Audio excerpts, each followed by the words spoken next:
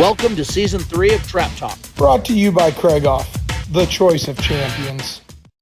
Welcome back to another episode of Trap Talk. I'm your host, Zach Nannini, where we discuss all things trap shooting related. Bunch of trap lovers on the show today. We've got my co-host, Richard Marshall Jr., and Brad Mayberry. Welcome to the show, Brad. Hey, it's great to be here, guys.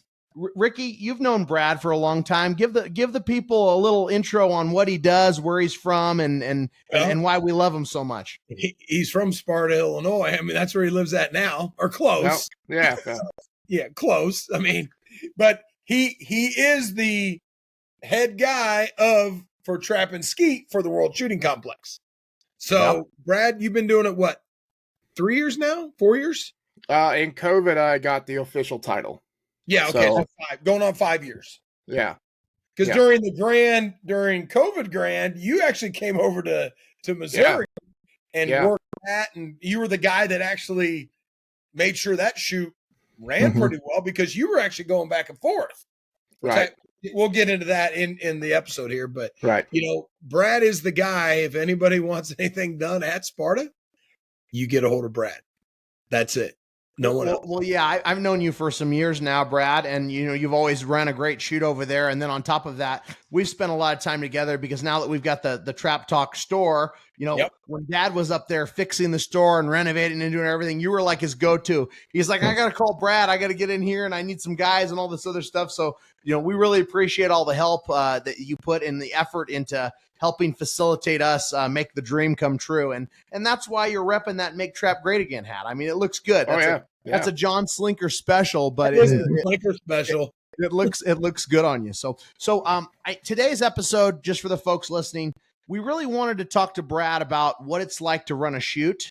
What's going on at the World Shooting Recreation Complex, any new shoots that are coming up, and just some trap mechanic stuff, because Brad's one of the guys that not only knows how to throw a shoot, but he also knows how to fix stuff as far as setting a target the right way, doing maintenance on the traps, and just kind of some general stuff that gun clubs need to know. So I guess let's start there, Brad. I mean, for all the gun club managers listening or all the people on the board of directors, what are some things that you think are really important for, maintaining your equipment or your mics or your, just kind of keeping things generally working in a good direction for a gun club? Well, I mean, it all starts with how you train your staff to handle the equipment. We service obviously everything ourselves, short of if something's completely broken, we'll send a brain box out to Target Shotguns or somebody like that for repair. But it's all in how you set it up and tear it down. And I'm very meticulous on how I like the field set up, cables run underneath, things like that. We've also invested a good portion of money into the mic savers, which is a device that goes on the end of the microphone that when you lay your equipment down at the end of the night, it keeps the speaker off the ground, helps out a whole lot. Metal speakers are prone to get dented and beat up. We like to run equipment that looks very well aesthetically, and the mic savers help out with that. But really, it's just all about making sure that the people know how to take care of the equipment. So that mic saver is just like a welded piece of metal that goes on the pole and holds it up, or what's it? No, can you explain it? It is it's a piece of plastic, but it's not plastic, and it bolts onto where the microphone is, and basically it's a long square tube. It's about about this long. So that when it lays down, it lays on that plastic piece, and the microphone is off the ground. I see. Steve Ricketts from MTA, he is the one that designed that, and we bought all 24 fields on the west line, which is what we primarily use, all 24 fields on the west lines. So if it gets blown over in the wind and things like that, you get no damage with that because it hits that mic saver first. Kind of like a door. Yes, very affordable to the very expensive microphones when they get blown over in the wind. And as we all know, Sparta is always windy. Yeah. Or it's miserably hot. Yeah, exactly. You don't get the mediocre.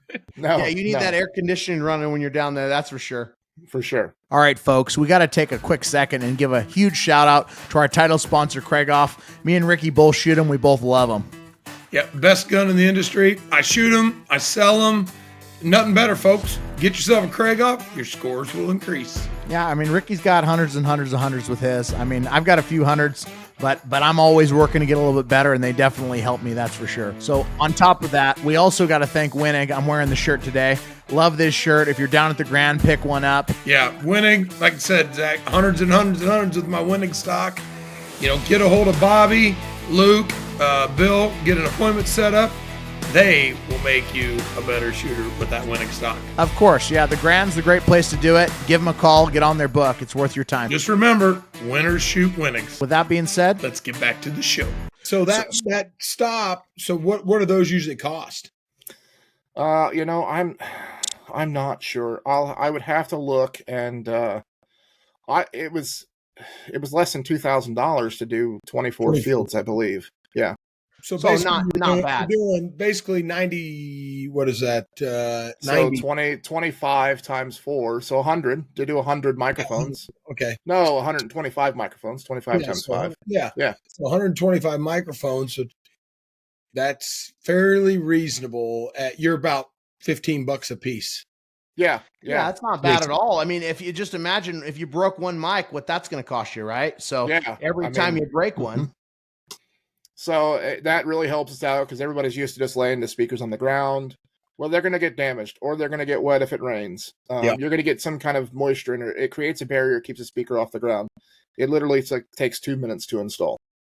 And it comes with all the hardware. So I've noticed that you guys do a really good job of making sure that all the fields, you know, and obviously it's different at the Grand versus at like your local shoots of the weekend that you're running it, right? Because on the Grand, do you actually physically run everything, or is the Grand the one shoot that you take a step back? So, so I actually started my career with the ATA in 2011 as a scorer and loader. I actually started out as a loader, and my bank supervisor, who is still there, Penny Gibson, I don't know if you know her. I know Penny. She was my bank supervisor initially, and it goes that, you know, once they found out I could count, I was a little more He's a good one. More useful the scorekeeper than a loader, and then score doubles, because I absolutely love scoring doubles because it's fast, it's fun. And I slowly progressed. When the ATA moved their office to Sparta in 2012, I was asked to come do some maintenance stuff around the building because I was local and I was fairly knowledgeable. And so Lynn brought me on board to basically, you know, we painted walls and moved things around and, you know, all the general maintenance stuff. And I stayed doing that for a while before I came over with DNR. But after a few years, I became a valuable asset to the pre-Grand, is what we call it, which is basically when we come in and set everything up, when the ATA does. You know, Lynn handles everything on the back end. I basically get a list and say, we need this done by this date and this done, and this is coming in this date. I just basically facilitate it getting done. You know, he tells me what needs to be done and when it needs to be done by. We get the staff to do it. You know, before we ever get to the Grand, we put 2 million targets in the house. Yeah. It takes a solid week to put targets in the house. So during the Grand, my job is basically logistics. I'm handling all the back end stuff, making sure that we have enough targets in the houses, setting up the evening events, making sure the PA system works, which is a challenge. That's important. Yeah, we're actually getting ready to redo our PA system now. And then that's on the ATA side of handling all that stuff and basically setting up the entire event, the nuts and bolts of what goes on during the Grand, and then keeping it running during the Grand. You know, I'm out and about all the time.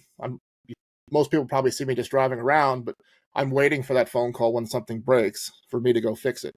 Now, during the Grand, I don't have anything to do with the machines, the trap machines. They bring in the best crew in the world to set targets and work on the machines. Yep. They start on the machines when we start loading houses.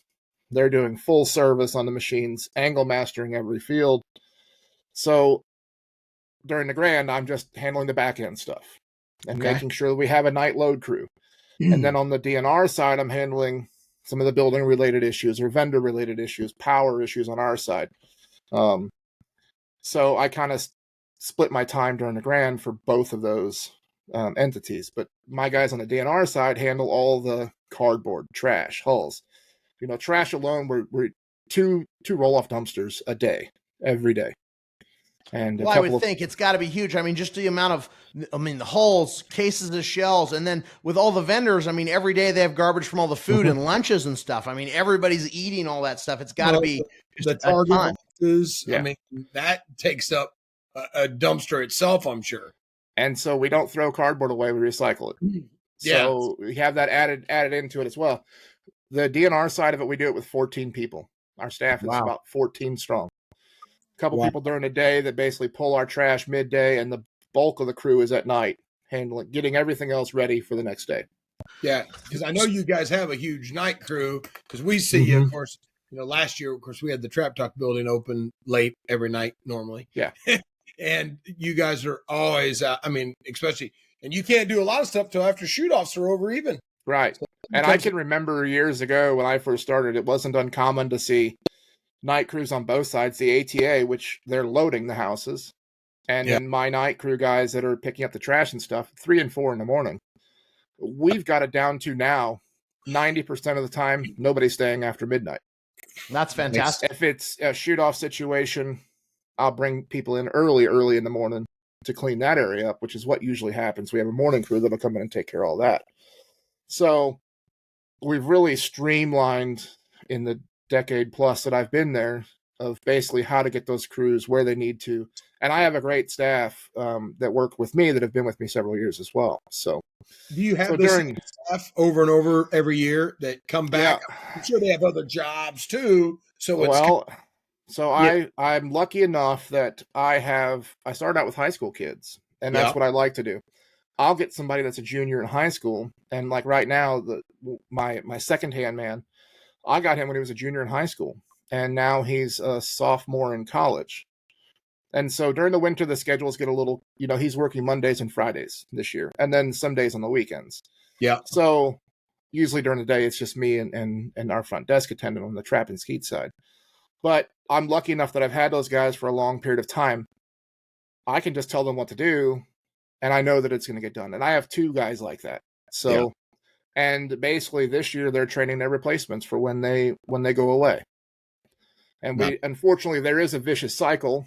You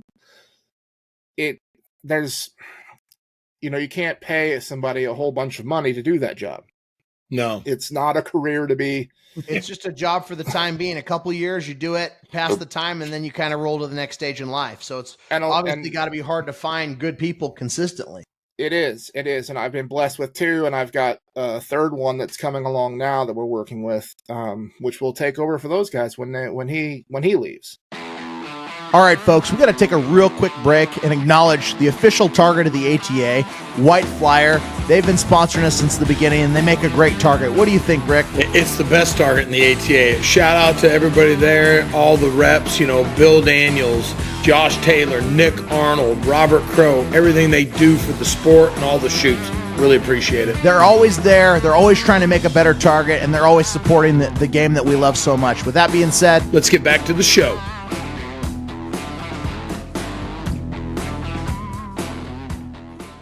On the grand side, I don't handle the staffing, but we get the same staff back every year. All of your bank supervisors have been at the grand at least once, if not twice, several years. So we have a really, really good staff during the grand side of it. Now, outside of the grand, on a shoot, my staff, we handle everything from the scorekeeping. I hire all the scorers and loaders. We handle all the trash and things like that, which is, again, my right-hand guys, they're actually trained mechanics too. I mean, they can do almost everything to a machine, anything major they would call me.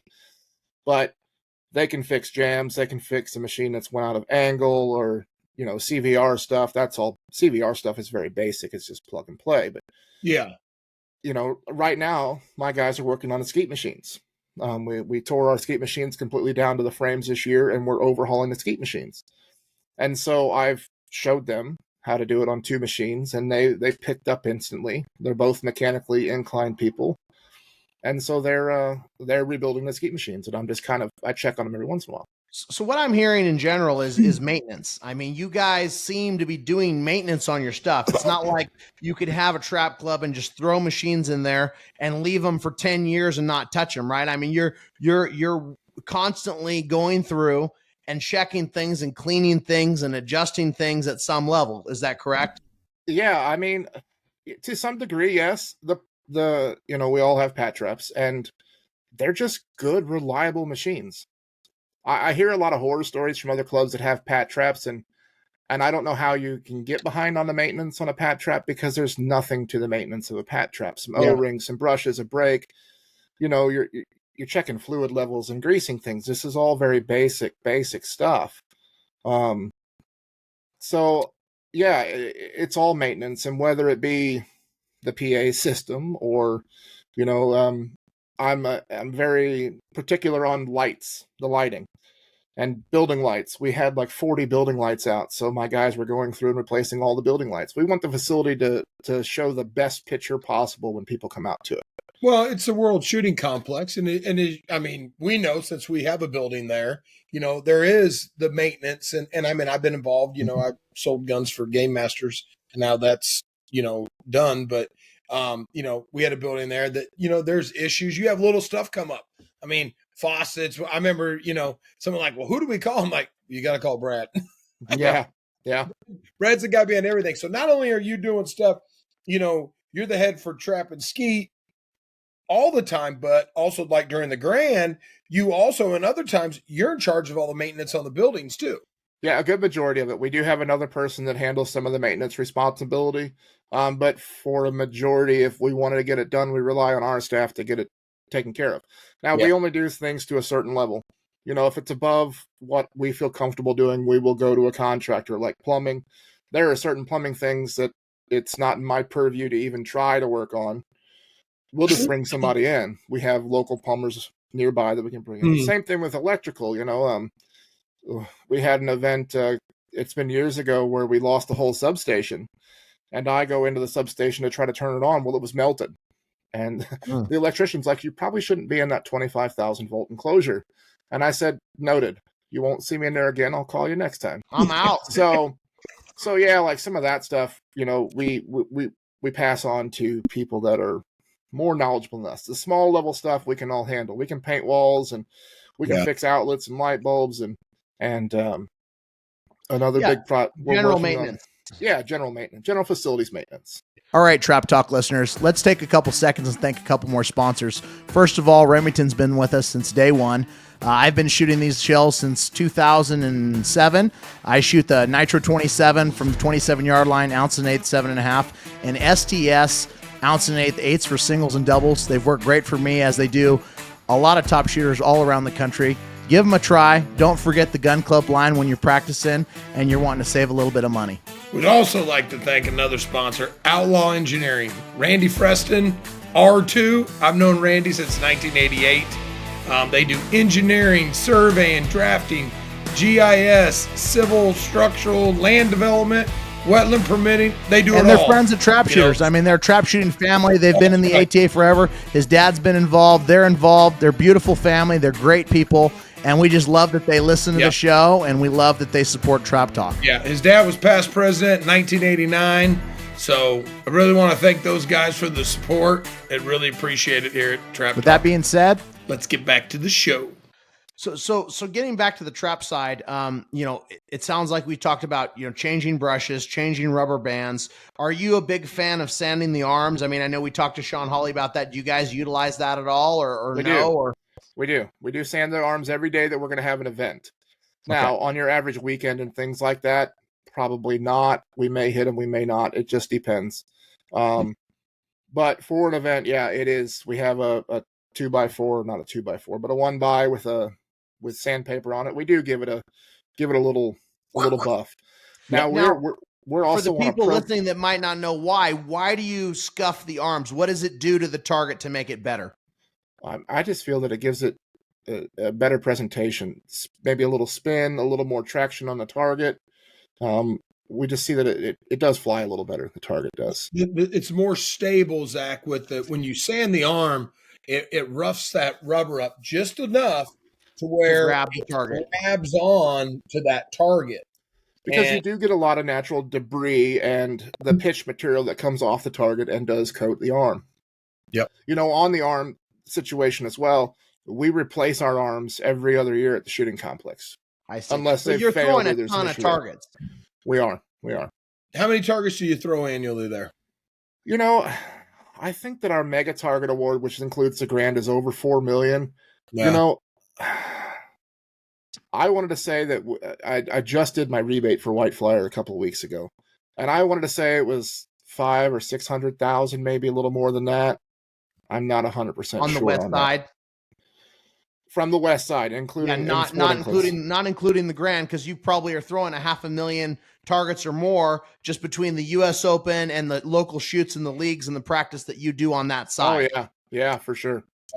We're not just the grand, we're not just the U.S. Open. I host at least a one-day registered shoot every month outside of August and September. I don't want to shoot in September. It's always too hot. You're coming off the grand for me. That's just not. We don't ramp back up till October, but we also have ACUI collegiate competition. We have the largest ACUI competition short of their nationals at the shooting complex, which is in October. Yeah. Over 400 competitors for 3 days. It's amazing. It's growing astronomically. That's usually, when is that like the second week of October? Yeah, second week of October. Okay. And that has changed. Years ago, Russ Arnold used to be involved with that, and now it's Taylor, and now they're with SCTP as well. Yeah. So we're seeing immense growth there. We picked up their spring shoot, which was held in Missouri, and it's coming up in just a few more weeks. So it could be interesting for the first one of the spring style here, but we're still over 220 athletes registered so far for the event. That's incredible.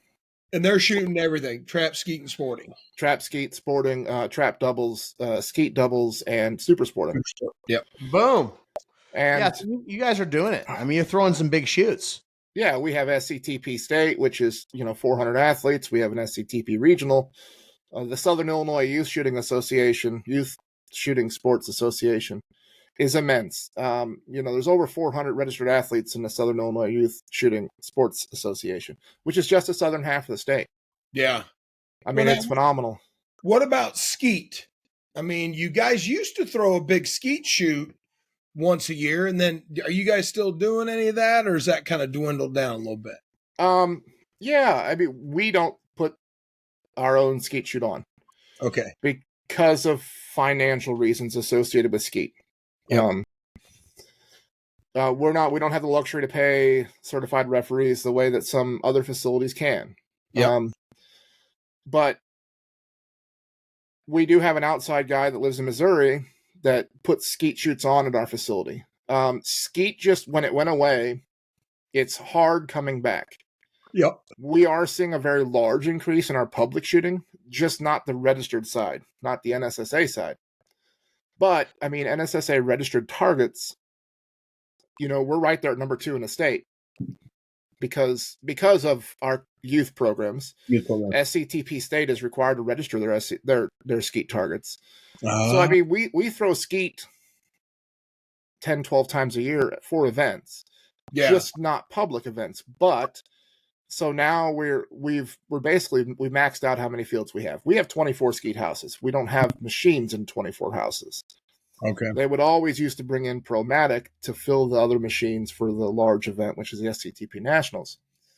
But so now we're buying 2 brand new Matarelli machines that are Olympic specs. So we're going to put in 2 Olympic skeet fields. That'll be great. Because we're seeing a rise in the Olympic skeet side of it. Yep. Which is very, very humbling. I love to shoot the Olympic games, whether it be bunker or skeet. Yeah. International skeet's probably one of the most humbling games as far as, especially for me as a trap shooter, even though I shoot a lot of sporting, that gun mount, I trained years ago when we had the World All Around with Kim Rohde, and I remember her dad was like, "Your gun mount's the worst I've seen." And I said, "Well, I've mounted the gun like 1.5 million times shooting trap, and I've done it like 50 times shooting international skeet, because it's all in how you flip that gun." Right. And we're fortunate enough that we have several amazing collegiate programs within reach. We have obviously Lindenwood, which is just across the river from us. They come down and practice a couple times a year. You know, my former boss, Lauren Dunn, she is running that program now. And, you know, she was amazing when she was at the facility with us and managed to get a lot of stuff accomplished for us. And so they come down and visit us, and they're a big part of that ACUI because they can bring their whole team to that because it's literally just across the river. There's no cost involved for the travel. It's crazy. Travel, just drive. That's it. Yeah. So we're throwing. It's great to see the improvement that you guys have made and the consistent loyal followers that you have of people that are coming down there wanting to train, wanting to be involved. I mean, even people just wanting to shoot the practice sporting clays. I mean, that's a pretty busy sporting clays course as far as just, you know, regular people wanting to go out and shoot it. I mean, sporting clays want to drive up all the time on the weekends and shoot it. Sporting clays in the fall and the late spring, it's almost impossible to get out on the course on a weekend because there are so many fundraisers and events like that. The sporting clay course is rocking and rolling. We just got a new manager in down there, and she's really learning the ropes. And we brought back some of the previous staff that was doing the mechanicking side of it to get all that stuff lined out. Yeah, I mean, sporting clays is fun. It's kind of one of my go-tos in the evening after the Grand if I can get away because it's fun and relaxing, and it's a challenge. I mean, trap shooting is a challenge for me. I'm a solid C class shooter, maybe B, depending on the day. But I'm getting better. You know, I really didn't. I'm just starting to shoot a little more and more every year. Well, shooting sporting will help you too with the trap. I'm a big believer in that. Just shooting a shotgun in general, whether it's at sporting clay, skeet, trap, a bird, or whatever it might be. I mean, just the more time you get recognition shooting at things moving, I think me and Rick both believe that you're always picking something up every time you're handling a shotgun. I mean, I love learning and just having a good time. Huh? Yeah.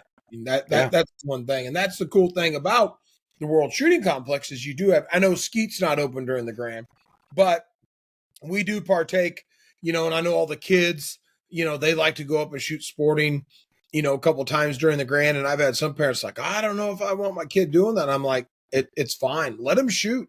Let him. It ain't gonna hurt it. It ain't gonna hurt anything. It's another experience of the Grand. You know, there's all the side events during the Grand with, you know, the sub gauge stuff and the double stuff, handicap doubles, all that fun. Absolutely. Have fun. Do whatever you want to do. Just make sure you're having fun. I mean, if you're too tired to do it, then don't do it. But if you're fun and want to go out, go do it. But we got another sponsor we got to thank. Yep. Shotguns West, the Pulas, baby. Check out these wings. Ricky don't got these. He ain't that stylish. Oh, folks, listen. Zach tries to wear these driving down the road, doing podcasts. It's okay. We still love you. When you look good, you don't have to apologize. Remember that. Not only can you hit more targets, but you can look good doing it. Give Ryan a call. That's right. With that being said, let's get back to the show. You know, Brad, one thing I did want to spend a little bit of time on before we skip past, because I know you talked about the shoots and everything. You know, I was under the impression last year, didn't you throw your first ever silver shootout, or what did you call that shoot? I mean, what was the name of it? So when I first came along, we had the Spring Classic and the Fall Classic. Everybody has a Spring Classic and a Fall Classic. So I'm like, we got to change the name. It's got to be something different. And so I got hooked up initially with Jeremy at Trap Shooting Trophies. Have you heard of him? I have. His trophies are phenomenal. And so the first year I do his trophies for the fall shoot, and they're maple leaves. And for the spring, I was looking for something a little different. And we have a friends group at the shooting complex, which kind of helps in acquiring things for us. They'll come out and help us pick up trash or help us with projects and funding source for us to do some odds and ends around the facility. Yep. And so we try to give them a fundraiser every year to help, help them raise some money. And so I went to, I don't remember where I went. Maybe I saw it with our Indians, our local Indians, which is the Illini Indians. They give away silver every year at their shoot. And I said, man, wouldn't it be cool to give away silver? And I'd saw that Slinker had given away some silver at Nevada. Yep. And I said, man, we got to do silver. We got to do silver. And so I didn't even have to convince him because the friends group is just there to help us out any way they can. And I said, this is what I want to do. I want to give the silver away. We're going to sell sponsorships to cover the silver costs. It's just going to be 100% in your pocket. You just have to pay for the labor. And so we did. and everybody loved it.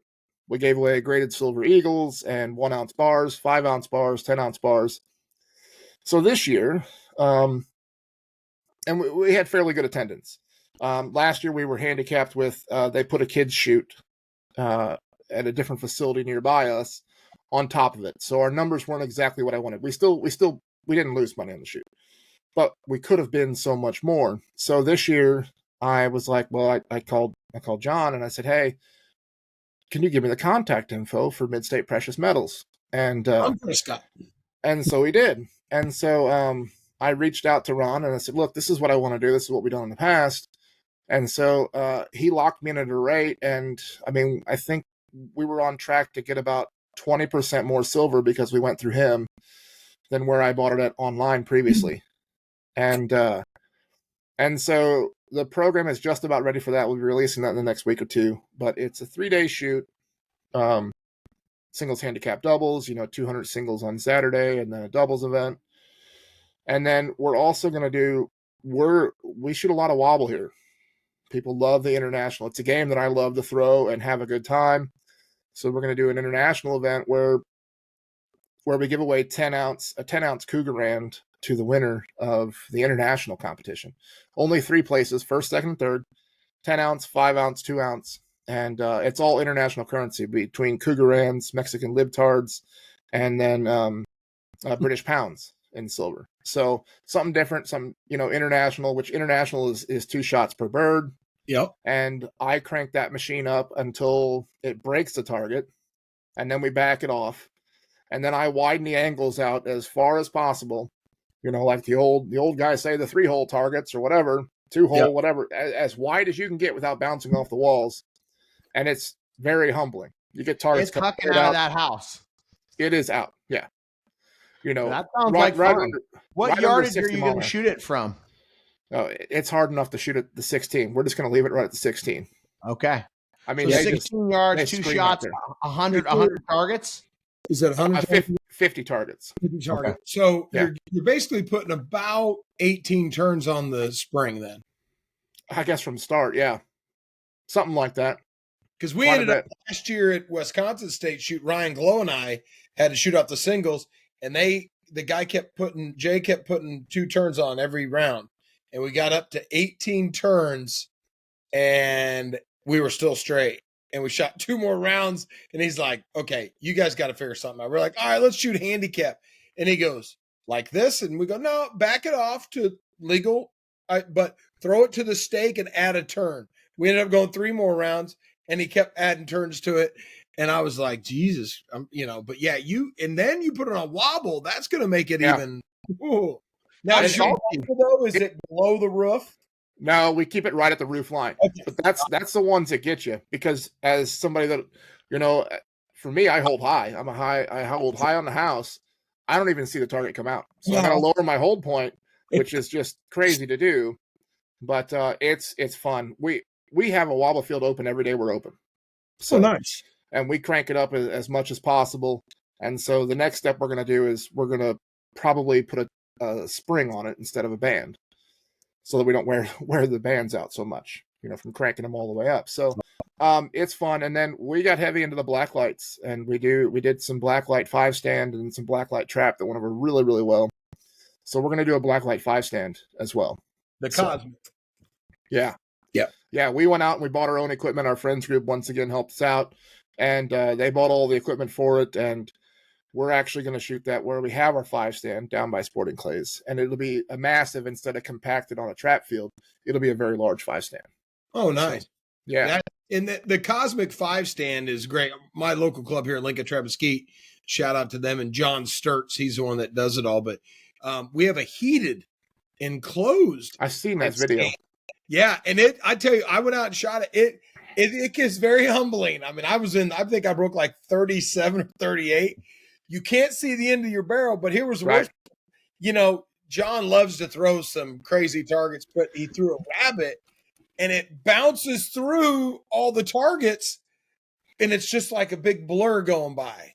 And it was windy as heck, but it is a lot of fun, and they do it. They started, I think it is 5:30, and it's every half hour till 9:30, And once he posted on Score Chaser, usually within 30 minutes, it's sold out. Every day is sold out. Yeah. So when we did our 5-stand the first time, the problem that we ran into is that we didn't have enough time. Mm-hmm. You know, for us, we're starting late. It was last fall when we did it. And we were there till like midnight, and I was so cold because for a labor standpoint, I'm the only one staying. I'm just going to run the score so I can send everybody else home. And so we bought enough equipment to do 2 fields, so we can set up 2 identical fields, so we can get more people out there to shoot. Yeah. But yeah, like a green rabbit.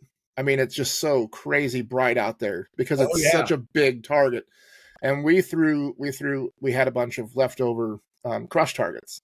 And crush targets are pretty cool in the black light as well. Yep. Oh, yeah. Especially with the orange smoke. Now, they look great. I consider doing the enclosed one. See, what they did is they just took basically an old semi-trailer, and they just cut 6 holes in the wall, one for the scorer, and that one is actually got plexiglass over it. So you get the cool, but the other ones, they have sliding doors on them that just plywood that slides over when you're not using them. But there's usually 2 or 3, propane heaters in there.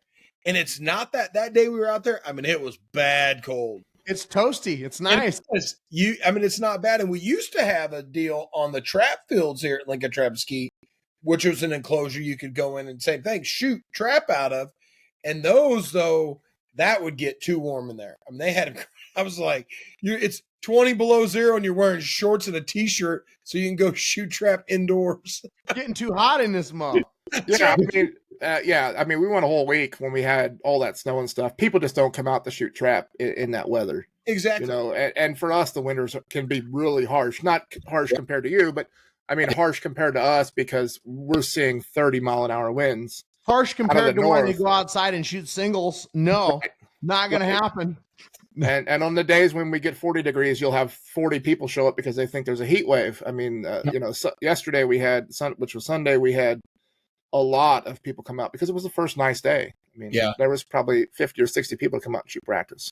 Hey, Trop Talk listeners, let's take a quick second to thank a couple more amazing sponsors. SOS Clay's Shoot Management. They're doing a fantastic job. I love the app. I love being able to see everything on my phone instantaneously. It's freaking awesome. Rick, what do you think? Yeah, Greg Pink and his group over there. I mean, they've got majority of the satellite grands, majority of the state shoots. I think it's 40+ state shoots they're doing. But the app, honestly, we were doing a little beta testing with that at the Spring Grand. It's awesome. You can see your squad if they paid. You can see your options, your payouts. The whole works at your fingertips. Great deal. They're just Ricky knew how much money he made before he even got off the line. He was like, hey, I'm buying lunch. I'm like, yeah, good job. We're good to go. That's we right. also got gun and trophy insurance. I mean, they're the best in the business. I know they're great price. Ricky, you're familiar with them, right? Yeah, Cole and Larry Cushman been long-time supporters of myself, and I've been a supporter of them, and especially with my college team. We require insurance. It's so fast and easy to sign up and get your insurance in literally 10 minutes. You can have your guns insured, and they're just great. They're great to deal with. Like I said, you can do your trophies also, your wildlife animals and that such, and your guns. It's just a great It's always good when you're traveling around to have that peace of mind and know that you don't have to worry about losing your stuff forever. And these are expensive things, especially when you got those Craig-offs. You got to keep them insured. So exactly. With that being said, let's get back to the show. Here's a question I have for you because, you really have a good temperature on the local crowd that feeds the ATA shoots, and you have a lot of league stuff going on. How much conversion do you get between like the local league shooters that actually come out to the US Open and actually come out to these ATA shoots? And do you think that having a consistent league is important to kind of feed into to that audience? So, I mean, my league, we run our league. It stops in November, and we start it back up in end of March. Typically, we have 24 teams, anywhere from 18 to 24. But so my league's on Thursday night, but that is also the same night that the schools practice. So we have 12 high schools that practice at the shooting complex on Thursday nights. So you come out on a Thursday night, there's 400 people at the shooting complex, and they're all in a trap line. Nice. So I'm not a sit behind the desk person. I have to from time to time, but I like to be out in the fields and I like to talk to all the coaches and see how everything's going. And I convinced a lot of these youth teams to field league teams because it gets them to shoot with, number one, all the adults, because the adults are there as well. They talk to the adults. They're hanging around the adults. And I see a lot of conversion from that and we also throw a big 50 every league night. Oh, okay. We can do that. And I've been told before that we're probably one of the clubs that throws the most big 50s because, it's why would I want to go out and shoot 50 targets? Because our leagues are mostly single. We run handicap league, and that's actually our smallest league because more people want to shoot singles. But if I'm out there shooting 50 targets, well, why don't I just register them? Yeah. It costs me, an extra couple of bucks to register them with ISTA and the ATA. Why not? We get a lot of people, 30, 40 people a night that register their big 50 targets. Well, especially for people like an example, my dad, he always has trouble getting his target requirements in every year because he doesn't really shoot a lot. And then he goes to the Grand because he wants to shoot the 2 weeks of the Grand and the state shoot. And he's always like, man, I don't have enough targets. So those big 50 programs, I think, have a great place for people that, might go to the big shoots once or twice a year, but don't always hit their target requirements. Why not just get those targets in? And I know some people are rushing to the marathons. I know they have them at Brittany. Do you guys ever have any marathons? We do a marathon before the state shoot and before the Grand. But like on the if you shoot my leagues, my just regular leagues, they're not a registered league. You will have enough singles targets if you register every week that you shoot. You'll have enough single targets to shoot the Grand and the US Open. Well, there you go. You shoot a league, don't you? Yeah, so 10 to 18 weeks depending on which league it is. And then I turned my league to, it's not always about the best shooter. And I've always been that way. And it comes from the golf world, and I'm a horrible golfer, but we do flights. We always do flights on our league. So depending on how many teams we've got, every league team gets paid money. No matter if you're in the first place or the last place, you're going to get some money. And our fall league is, the smallest or the lowest place, at least gets $150. So you're getting something back. And that's everybody, because I shoot with several good shooters, but there's no way that I'm beating the best shooters that are out there because we have a team of ringers, and I swear I don't know where they come from, but they just constantly win all the time. And so I know that when I go to a competition and I know that I have no chance unless I just have a stellar day, I don't really want to compete. But because we do this in flights, like my team was first place in the B flight. So we won just as much money as that first team, and it was basically because of our skill level. We're not the people that hit constant 50s every week. We're the 44s to 48s or whatever. And we also do a mandatory Lewis every week. $2 goes into a Lewis. So you get some money back, and it might be $2 or $3, but hey, you can get a soda or a bag of chips or something like that. People like to get money. Yeah, exactly. I feel like that's a great thing to do, a mandatory Lewis on a league like that, just to get people used to it. And if they hit one night on a loner, they might make $20 or something. And for us, it's 40. Well, there you go. Upwards of $40. And we do 2 divisions on that. And then also I always do to the quarter, or to the half. And so I got into the habit of, we do $half. So when you win that $14.50, you're getting a $half. So people are like, oh, I haven't seen a $half in years. Or people collect their $half and use them all one day to pay for a round of trap or whatever. But it's just something different. We have a really good, strong league night. We start at 4:00 and we're done by 8:30. And but we run our league 3 times a year. We run that around the large events like the US Open and the Grand. Do you give like a trophy package at the end of the league, or is it all just money related? It's all money. Okay. Yeah. So it's just all money. Keep it simple. Pay out. Students, Anna Rao, she shoots down there all the time. That's where she practices. Yeah. And and we do food a couple of nights for the league guys, and we'll make hot dogs or whatever and things like that. But we're getting an ice cream machine, so we'll have ice cream.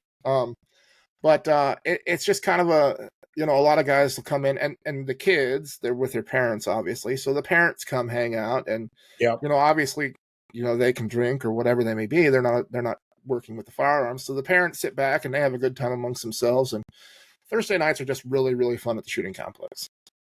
And now, is that only Thursday nights is when you do that? Yeah, we do our league on Thursday nights. League and school practice. We use every lighted field. And usually the schools are split in 2 sessions, 2-hour sessions, every lighted field at the complex. Also, we've got Mid-State Precious Metals, Ron Prescott. He's a great guy for all your gold and silver needs. Ricky, tell him about our friend. Yeah, Ron, he graciously donated a 10-ounce silver bar to our live in-person podcast in Tucson. And, he has everything. I bought a bunch of silver from him. We got our silver and gold for the fun day at the Nevada State Shoot on Monday this year. John got all the silver and gold for the Nevada State Shoot. So look him up for your silver and gold needs. He'll give you the best price out there. He really is, and he's a friend of the trap shooters. I mean, he's looking to get gold and silver to these gun clubs for their shoots at the lowest price across the country. He's doing them a service and helping grow the sport. So, thank you so much for that, Ron. Yeah, thank you, Ron. We appreciate it. With that being said, let's get to the show.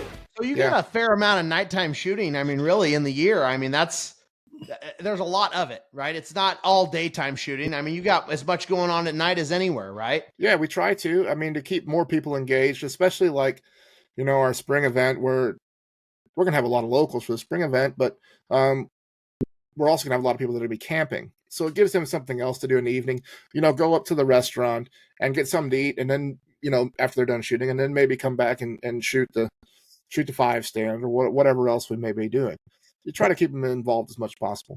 Now, how is the restaurant still the same? Same people? Yeah, same from the Grand last year. John Weatherford, and he still got it. They had a taco night the other night. I went up there and had some phenomenal tacos. He's like an Taco amazing. Tuesday? Yeah. I told him he needs to have it more because I'm not a seafood person. He's got some seafood on his menu, so give me some more options. I'm not a seafood guy, so But yeah, no, he's there, and the same thing goes. We work hand in hand together. He's open the same days that we are at the gun club. So on a Thursday night after league, you go up there, there'll be 40 cars in the parking lot because all those old guys, they go up to the restaurant and get them something to eat or get them something to drink or whatever. You get a little beer. Why not? Yeah. And I mean, our event center's rocking and rolling year round between weddings and corporate events. It's crazy to think that place is always busy. Like you said, 400 people a night. And I'm like, I would have never guessed in my wildest dreams that you'd had 400 people there practicing, on a night or shooting a league on a night. But that just shows how powerful that weekly presence is in those local communities of people wanting to be around the game, people wanting to have the camaraderie of their friends and getting consistent around it.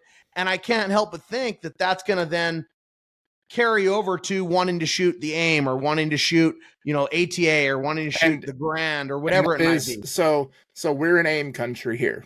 Yep. We're not so much in SCTP country. Once they left, some of the teams chose not to stay with SCTP. We had a lot that did, but we have a lot that did not. And that's where the CISA organization picked up the slack. CISA is basically on the AIM side of it.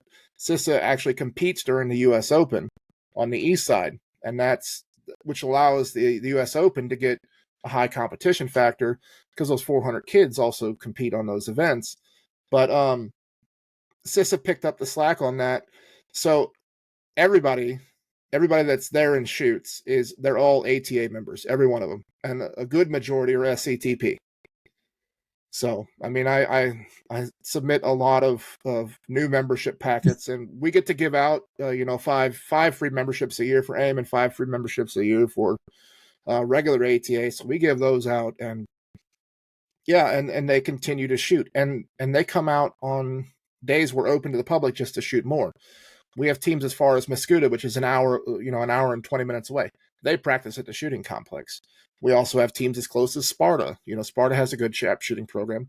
They come out and practice on Thursday nights. So we've gotten to the point now where we're actually going to have to expand to another day because I'm out of lighted fields. There you go. Practice. Yeah. Well, and here's the thing. It only is a smart thing to do. I mean, I know years ago when the Grand was in Vandalia, I used to go shoot the Ohio State shoot.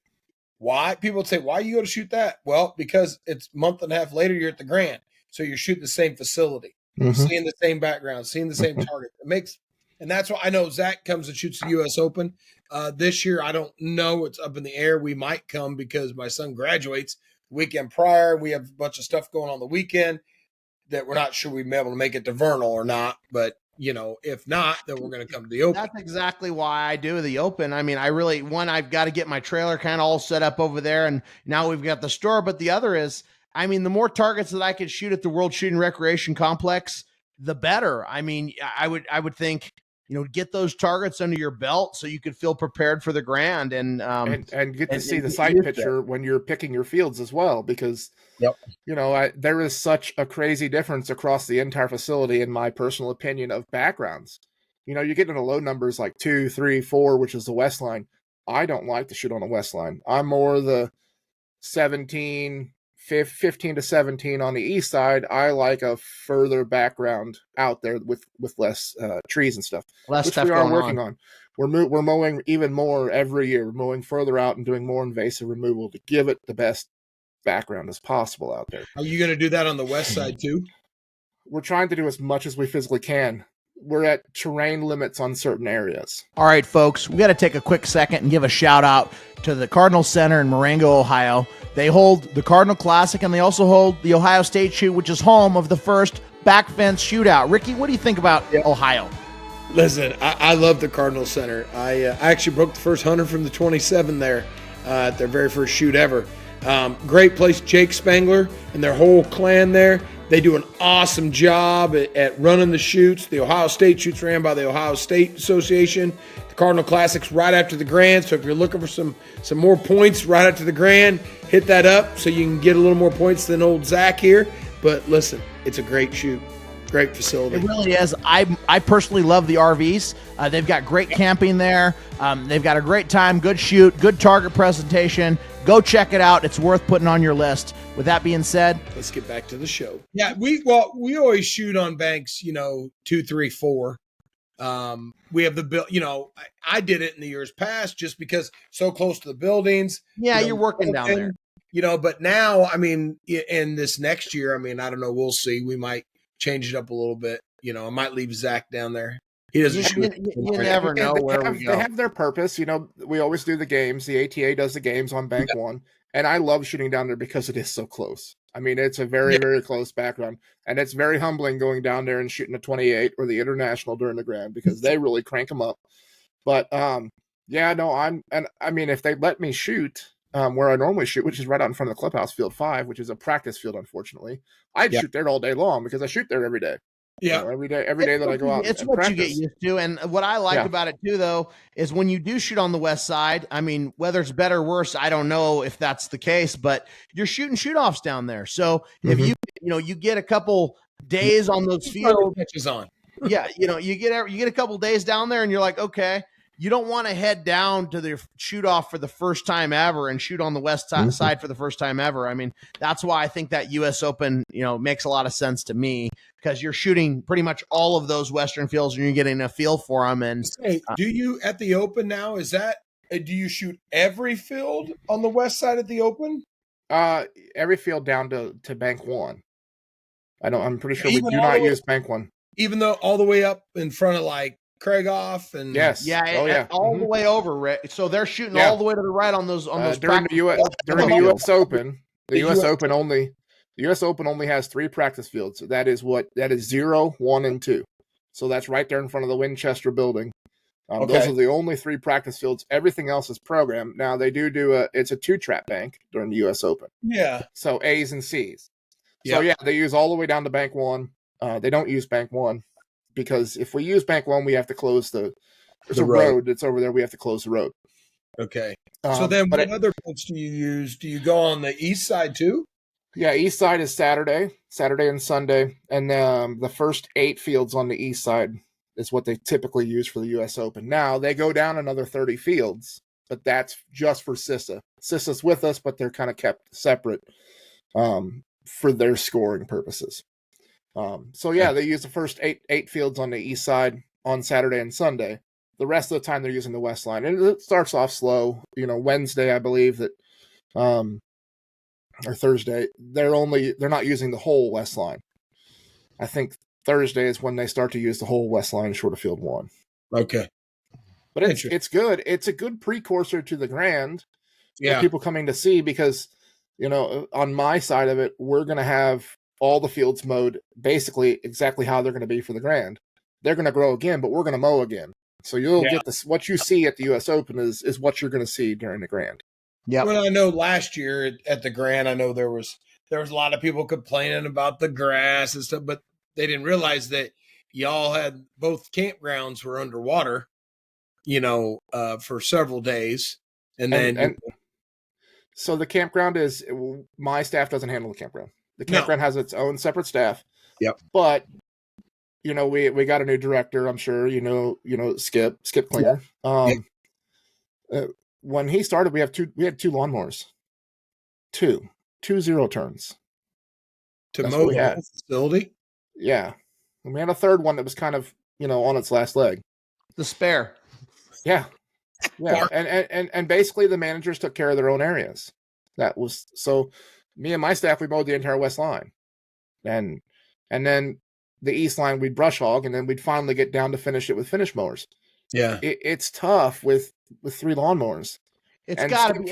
Just to mow it itself would be a huge job in my mind. Then much less taking care of the machines, taking care of the mics, taking care of all that other stuff. Well, and so Skip came along, and Skip managed to get us another 4 lawnmowers. So, and then what we did was we hired a dedicated crew to basically mow the grass.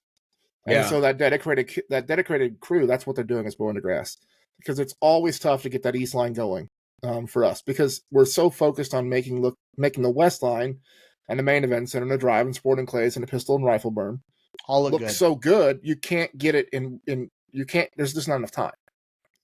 So, adding those additional mowers, which Skip managed to get done.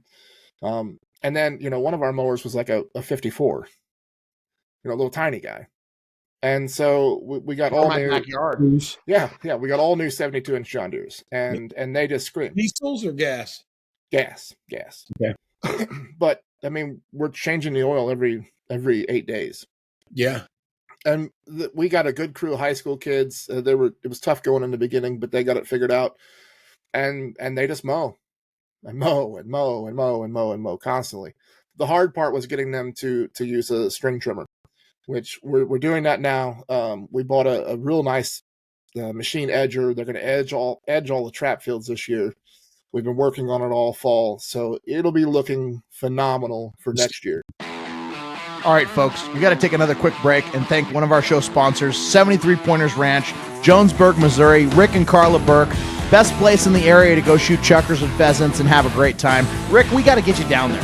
Yeah, I need to come in. Hopefully I can do some hunting with you guys and come to your the annual clay shoot in August right after the Grand. It's a lot of fun. It's the Optimist Club charity shoot. They throw a charity shoot. They put it on, and it's wonderful. I think last year they had over 100 entries into it, and it's just a good time. With that being said, let's get back to the show. It's really nice to see when a facility's kept up, and when people are coming out to an event and see everything nice, and like it's almost like a golf course that's well manicured. It's like, wow, I enjoy being here. I enjoy walking out. I enjoy seeing this, and your hard work is definitely appreciated, Brad. I think it's sometimes not seen, but that's why we wanted to talk about it on the show a little bit, to show like what goes into it, because you're always working. You're always working and talking about like, oh, hey, we're doing this, and we're doing this, and we're doing this. I mean, it's a never-ending job. Yeah, I mean, during the Grand, it's typically 16-hour days, but it's not just me and my guys. It's Skip, all the office staff, even the people at IDNR. We have an amazing director Finney in Springfield. She's the head of IDNR. Her son shoots trap, I think. She understands She is 100% behind us, and they want to see us succeed. They want us to succeed. What do you need? Let's get it done. And so we're getting it done, and we're saving money. We're saving money in the process. So we're doing the best we can. I think we're in the best place we've been in a long time. we pretty much get free reign to take care of what we need to. A lot of people think that when they you ran by the state and there's a lot of bureaucracy. There is, but there's also not. They understand that we have to do things a little differently, and maybe before that wasn't how it was done or how it was thought of, but now we understand that it has to go this way. Targets, like buying targets was a problem before, and you got to have targets. You can't. You got to have them. Yeah, that's kind of a must. And, and we're 100% white flyer. So, Jeff, we get our targets from Gamil's. He'd been on the contract, so shameless plug.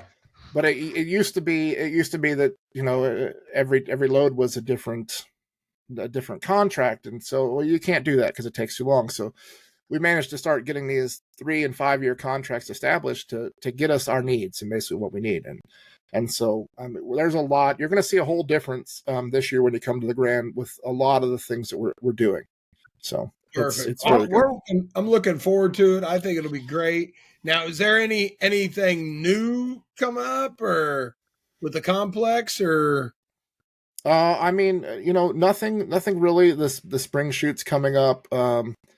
But we have the new ACUI shoot. We're growing shoots every year, and my job is to put targets in the air. That's what my job is: targets and instruction.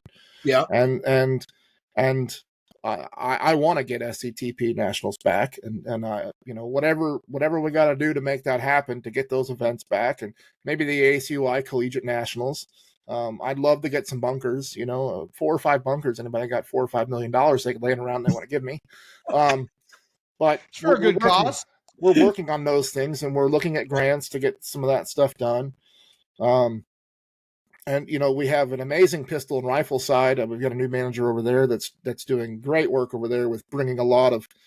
Before we had some issues with the public coming out and using our pistol and rifle berm, he's pretty much quashed that. The pistol and rifle berm's open almost every day of the week, and we're starting to see a lot more traffic over there. Yeah, the pistol and rifle berm, that's not really my area with all those cowboy guys and 2 and 3 gun stuff. I hear them banging away all the time because they're, just across the facility from me. Yeah. But they're constantly banging away over there, so they must be doing something right.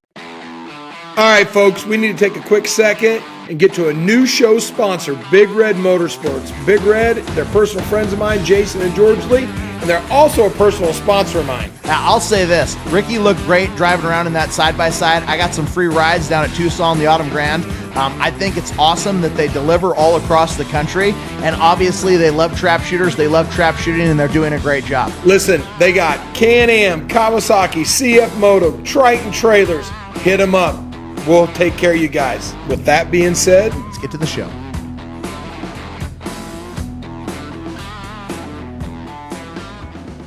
But yeah, other than that, just we're doing our standard improvements and getting more shoots. I want to get SCTP nationals back. I don't know what it'll take or, whatever. I think if you just keep doing your job and keep making things better and keep throwing amazing shoots, at the end of the day, people are going to talk. And I think people vote with their money, right? So you just like, hey, we want to go back to sport, or we want to go here, we want to go there. Enough people saying this is where we want to go, and it's eventually going to move. Right. And I think just getting out there and marketing it the way you're doing is the way to go. But, Brad, we could probably have like 3-hour episodes with you because you're a wealth of knowledge. I think what we probably need to do is we probably need to get another episode with you in person at the store. So when we come down either for the US Open or for the Grand, we'd love to sit down with you and maybe do an update of your spring shoot and hear kind of what else is going on and maybe some other tips on how people can run the gun club. But before we get out of here, is there any little last bits of advice or any little last takeaways that you want to leave the listeners with? One, I do love the Trap Talk building. What your dad did in there was just absolutely amazing. He is phenomenal. He is very meticulous in what he does. Everything is done absolutely perfect. Just come out and shoot with us. We host a lot of events. You can go to our Facebook page. I uploaded a calendar about a month ago with all of our shoots on there. And it has all of our up-to-date details. Be looking forward for those that want to shoot some ice ski with me. I'll gladly go out and shoot ice ski with you. It's my fun game. I'm not the best, but I'd love to be the best. I'll suck it up with you. We'll have fun. I'll be fun. Yeah, I mean, that's what it's about. We'll have John add a link to the calendar for the shoots, so people can see. And it's not just that. We have sporting clays as well. She's changing the course up constantly out there and doing some new things. And pistol and rifle, restaurant. I mean, restaurant's good. Everybody knows a restaurant's good now. So hey, I like it all. And he's there for at least the next, 10 years, 8 years at least, with another renewal period on top of that. Nice. That's good to know. That's be good to looking know. for more vendors. We're working on more vendors for the Grand. So we have had a lot more interest with people wanting to come in and be 10 vendors and things like that. So that's it. It's exciting. I'm excited for the 2025 year to see everything you guys got going on out there. I'm probably going to make some trips out to practice and shoot some stuff that you've got this local weekend because it's only 90 minutes away from me. So it's going to be a fun time. We appreciate you being on the show. We appreciate everything you're doing for trap shooting and obviously trying to make trap great again with that hat. Mm-hmm. So, we will catch y'all soon. Thanks for tuning in this Friday. And remember, like, share, subscribe, comment, let us know who you want to have on the show. Any ideas, we're open and listening, and we're just rolling along, Trap Talk Nation. We appreciate all the love. We appreciate all the fun, and we're going to keep just making good stuff for you guys to listen to. So thank you. We'll see you soon. Thanks, everyone. And the Trap Talk podcast is brought to you in part by RM Shooting Clinics. Have Ricky take your game to the next level. If you want to shoot hundreds, give Ricky a call today. Zach Nannini Financial. We believe in putting people first.